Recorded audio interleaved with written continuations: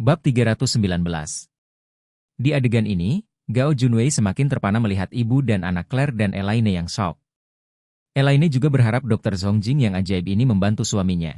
Tetapi siapa sangka dia akan berlutut dan meminta maaf kepada Charlie. Wajah Gao Junwei pucat, dan dia mengepalkan tangannya dengan erat, hanya untuk merasakan bahwa wajah Charlie benar-benar menginjak kakinya. Tapi dia tidak percaya pada kemampuan hebat Charlie, dan dia tidak mau menundukkan kepalanya untuk pemborosan ini. Tanpa diduga, pada saat ini, Orvel tiba-tiba mencibir padanya dan meminta instruksi dari Charlie. "Gamer Wade, apa yang harus saya lakukan dengan pria ini?" Dia berada di depan Charlie, tapi dia tidak berani membuat klaim. Jika tidak, dia akan menyerang sikap Gao Junwei sebelumnya terhadap Charlie, dan dia akan menghadapi lawan sampai mati. Charlie berkata dengan tenang, "Jika kamu bisa mengetahuinya sendiri." Setelah Orvel mendengar ini, dia hendak mengatakan bahwa orang-orang akan memukulinya. Tetapi Qin Gang mengerutkan kening dan bertanya, "Pria itu berstatus besar, saya mendengar Limo mengatakan bahwa Anda adalah orang yang mempermalukan Tuan Wade di pameran mobil kemarin." "Baik." "Ah, tidak, itu bukan aku." Gao Junwei benar-benar panik. Meskipun dia mengalami kerugian besar kemarin, dalam analisis terakhir itu adalah kesulitannya menemukan Charlie. Sekarang tampaknya orang harus menyelesaikan dua akun bersama.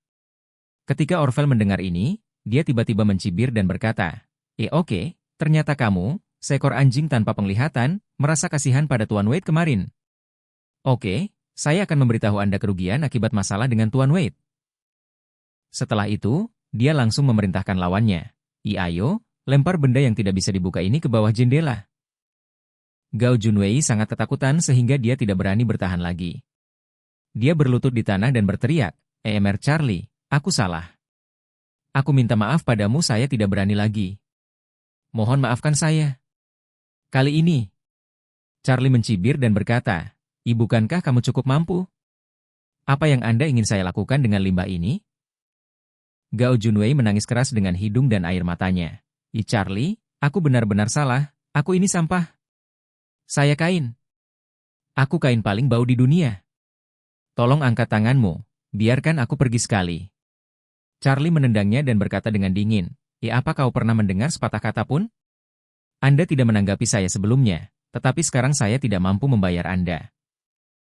Setelah itu, dia berteriak kepada Emer Orvel, Apa yang membuatmu mengantuk?" Ekspresi Emer Orvel tercengang, dan dia buru-buru memerintahkan bawahannya, Apa kau begitu tercengang? Bahkan jika kamu terpana, kamu juga melompat ke bawah untukku." Tanpa berkata apa-apa, beberapa anak buah Orvel segera mengangkat Gao Junwei, dan dengan teriakan, mereka melemparkannya keluar jendela. Claire tiba-tiba menutup mulutnya, jantungnya berdebar kencang, dan pikirannya menjadi kosong. Ini lantai 3. Bagaimana jika Gao Junwei jatuh? Memikirkan hal ini, dia dan Elaine bergegas keluar jendela. Namun, kondisi Gao Junwei mengancam nyawa, hanya mencengkeram kakinya di halaman dan berteriak terus-menerus. Karena kebetulan dia berada di rumah sakit, seorang dokter segera datang dan mengirimnya ke unit gawat darurat. Claire juga menghela nafas lega.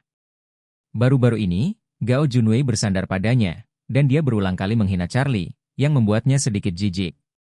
Sekarang pihak lain jelas telah mematahkan kakinya, tampaknya dia tidak akan kembali untuk mengganggunya untuk sementara waktu. Charlie memanfaatkan momen ini, diam-diam berjalan ke Tianqi, mengambil pil yang disaringnya untuk kedua kalinya dari sakunya, dan berbisik, "Merci, Anda akan memberikannya kepada saya nanti." Tuan tua mengobati penyakitnya dan kemudian memberinya obat ini. Bab 320. Faktanya, dalam perjalanan ke rumah sakit, Charlie berencana untuk merawat tuan tua secara pribadi. Dengan pil yang dimurnikannya, dia bisa menyembuhkan cedera tulang belakang tanpa usaha apapun. Namun, setelah dia tiba di rumah sakit, dia menemukan bahwa Gao Junwei telah mengundang Dr. Zongjing yang jenius. Dengan dua orang yang mengganggu situasi ini, ibu mertuanya Elaine tidak akan pernah membiarkan dia ikut campur. Apalagi ia juga khawatir jika mengeluarkan obat ajaib tersebut, akan membuat istri dan ibu mertuanya bingung, dan akan sulit menjelaskannya. Sekarang Tianqi ada di sini, tidak bisa lebih nyaman baginya untuk menangani masalah ini. Dengan bantuan Tianqi, ahli pengobatan tradisional, untuk menyembuhkan tuan tua, dia pasti bisa menjelaskan masa lalu. Bagaimanapun, Tianqi memiliki reputasi yang sangat besar, dan dia juga dapat diyakinkan bahwa dia dapat melakukan keajaiban medis. Tianqi memahami pikirannya, tetapi terkejut ketika bertanya, Tuan. Wait, cedera tulang belakang bukanlah masalah umum dalam pengobatan Tiongkok dan Barat. Tidak ada cara untuk mengatasinya sekarang. Dapatkah obat ajaib Anda benar-benar menyembuhkannya? Setelah berbicara, dia berkata dengan nada meminta maaf. Maaf, Tuan Wade, saya tidak bermaksud meragukan obat ajaib Anda, tetapi saya sedikit gugup. Ini benar-benar di luar pemahaman saya. Charlie berkata ringan, jangan khawatir, obat ini bisa memperbaiki kerusakan tulang belakang. Tianqi terkejut dan berkata, jika ayah mertua Anda sembuh, ini akan menjadi keajaiban medis. Jika menyebar, itu akan mengejutkan seluruh dunia. Beraninya saya mengambil reputasi seperti itu. Charlie berkata dengan acuh tak acuh, Anda harus tahu bahwa saya bukan orang yang mencari reputasi. Selain itu, saya tidak terlibat dalam profesi medis. Oleh karena itu, tidak pantas bagiku melakukan hal semacam ini. Itu adalah kamu. Kalau bisa menyembuhkan tulang belakang dengan obat tradisional. Ini menyebar, ini adalah keajaiban besar dari TCM Cina kami, dan pasti akan membuat seluruh dunia memandang TCM dengan kagum, jadi Anda harus berhenti menolaknya. Ketika Tianqi mendengar ini, dia segera mengangguk, meminum pil, dan dengan hormat berkata, Tuan. Wait, aku patuh. Charlie tiba-tiba teringat sesuatu dan buru-buru berkata, ngomong-ngomong, hanya setengah kapsul yang dibutuhkan untuk mengobati cedera tulang belakang, dan separuh sisanya akan diberikan padamu. Seluruh tubuh Tianqi gemetar. Bisakah setengah kapsul menyembuhkan paraplegia tinggi yang disebabkan oleh cedera tulang belakang? Ini luar biasa, bukan?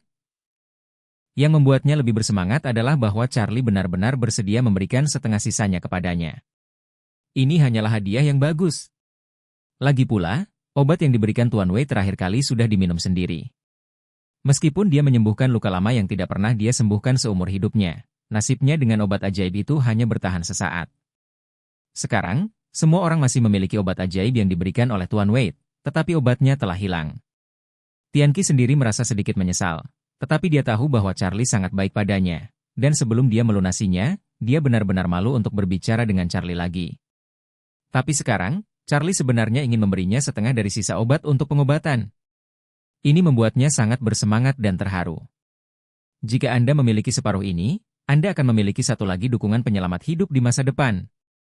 Tianqi sangat bersemangat sehingga dia tidak sabar untuk segera berlutut pada Charlie. Dengan 2 kali tersedak, Tianqi menangis dan mengangguk lagi dan lagi. Tuan. Kebaikan Wade yang luar biasa, saya tidak akan pernah lupa. Charlie menatapnya dengan tenang, lalu berkata, oke, pergi berobat, jangan buat istriku cemas.